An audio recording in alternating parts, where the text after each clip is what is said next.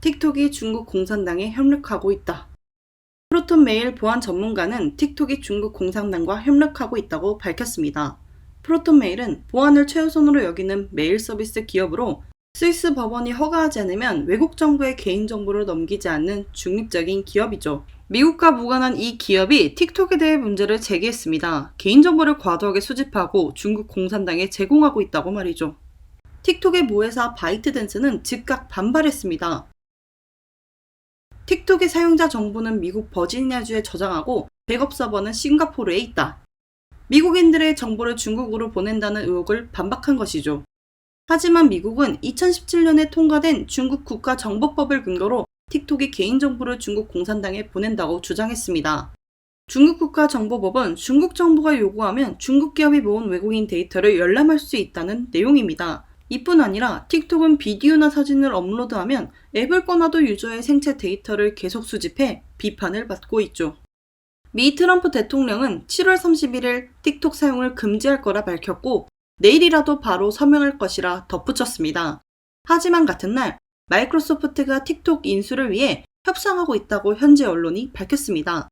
올해 1분기에만 3억 1,300만 명이 틱톡을 설치할 정도로 세계적으로 인기가 많고 월간 활성 사용자는 8억 명으로 인스타그램의 10억 명과 맞먹습니다. 미국 사용자의 80%가 16세에서 34세로 젊은 층에서 인기가 폭발적인 어플이죠. 곧 대선을 앞둔 트럼프가 틱톡 사용 금지를 강행할까요? MBC는 트럼프가 틱톡 사용 금지를 강행한다면 젊은 층의 낙선 운동으로 번질 것이라고 말했습니다. 하지만 미국 현지에서 미국이 중국의 반발을 사더라도 인권 문제에 개입해야 한다는 여론이 73%가 나오는 등 반중 정서가 심해지는 판국에 트럼프가 반중을 대선 전략으로 이용할 수 있기 때문에 마이크로소프트의 틱톡 인수가 결렬되면 실제로 사용 금지를 강행할 가능성이 높습니다. MS의 CEO 사티아 나델라는 트럼프 대통령과 통화를 통해 틱톡 인수 협상을 9월 15일까지 마무리하기로 합의했습니다. 트럼프는 45일의 시간을 주고 그 안에 거래가 성사되지 않는다면 퇴출을 강행하겠다고 엄포를 놓았죠. 바이트댄스의 경영진들은 틱톡의 인기로 시들해진 SNS, 페이스북이 백악관에 로비를 해 이 사태를 만든 것이 분명하다고 사석에서 불만을 토하고 있습니다. 바이트댄스는 8월 2일 인터넷으로 성명을 내 법적 권리를 주장했는데요. 마이크로소프트에 매각하지 않고 버티기는 쉽지 않아 보입니다. 중립지역인 스위스 기업에서 나온 개인정보 유출 문제 제기로 이미 틱톡의 신뢰가 추락하고 있다는 점과 인도와 중국의 유혈 충돌로 인해 가장 큰 시장 중 하나였던 인도가 국가적으로 틱톡을 퇴출시켰다는 점이 큽니다. 인도는 전체 틱톡 사용자 8억 명 중 4억 6,600만 명을 차지할 정도로 어마어마한 시장이었는데요. 심지어 이 수치는 2019년 말 기준으로 코로나로 인한 사용자 증가는 감안하지 않은 수치였습니다.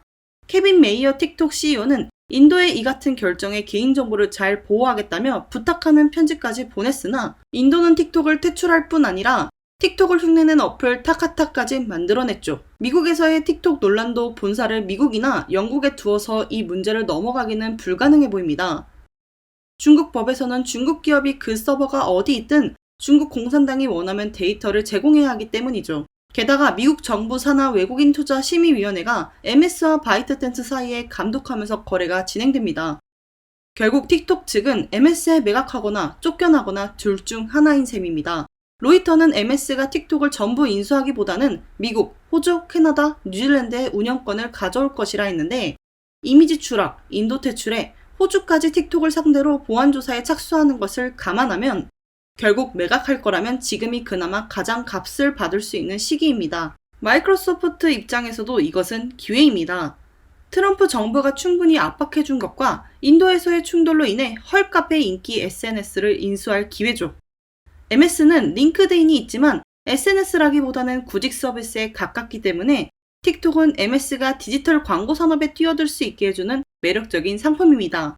월간 활성 사용자 수가 10억 명인 인스타그램은 지난해 200억 달러의 매출을 기록해 페이스북 전체 매출의 4분의 1을 차지했고 이는 151억 달러의 유튜브 광고 매출을 능가했습니다. 월간 활성 사용자 수가 8억 명인 틱톡을 인수하게 되면 MS는 디지털 광고 시장에 뛰어들어 구글과 페이스북이 양분하고 있는 시장을 셋으로 나누게 될 것입니다. 바이트댄스 경영진의 의혹이 사실이라면 왜 그토록 페이스북이 틱톡을 견제했는지 알 수 있는 대목이죠. 하지만 페이스북 역시 발빠르게 움직여 인스타그램 릴스를 준비했습니다. 릴스는 틱톡과 유사한 기능으로 15초짜리 동영상을 손쉽게 편집해 올릴 수 있게 한 것입니다. 틱톡 CEO는 인스타그램 릴스를 두고 카피캣이라 비판했죠.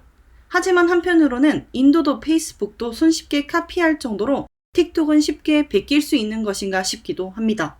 틱톡의 해자는 무엇일까요? 페이스북은 아는 사람끼리 있는 인맥 지도를 중심으로 새로운 콘텐츠를 추천하는 데에 비해 틱톡은 동영상 내용을 분석해 그것을 기반으로 새로운 동영상을 추천해줍니다. 관심 있을 법한 사람이 아니라 관심 있을 법한 동영상을 띄워주는 것이죠. 이 기술은 AI를 기반으로 동영상을 분석하는 것으로 일종의 딥러닝입니다. 사용자의 사진, 동영상을 서버에 전송하는 틱톡의 행위는 이 딥러닝의 학습을 위한 것이죠. AI를 사용해 소비자에게 가장 적합한 콘텐츠를 계산해 기계적으로 보여주는 것입니다. 블룸버그는 틱톡을 두고 하루 만에 앱이 내 마음을 읽는 것 같은 느낌을 받았다고 표현했죠. 중국의 유명 투자자 코니차는 틱톡은 앱의 모양을 한 AI 제품이라고 말했습니다. 말로만 듣던 미국과 중국 간 AI 패권 싸움이 틱톡으로 시작되는 것일까요? 그리고 마이크로소프트는 틱톡을 무사히 인수할 수 있을까요? 어떻게 흘러갈지 정말 흥미롭습니다. 시청해주셔서 감사합니다. 구독과 좋아요는 제작에 큰 힘이 됩니다. 감사합니다.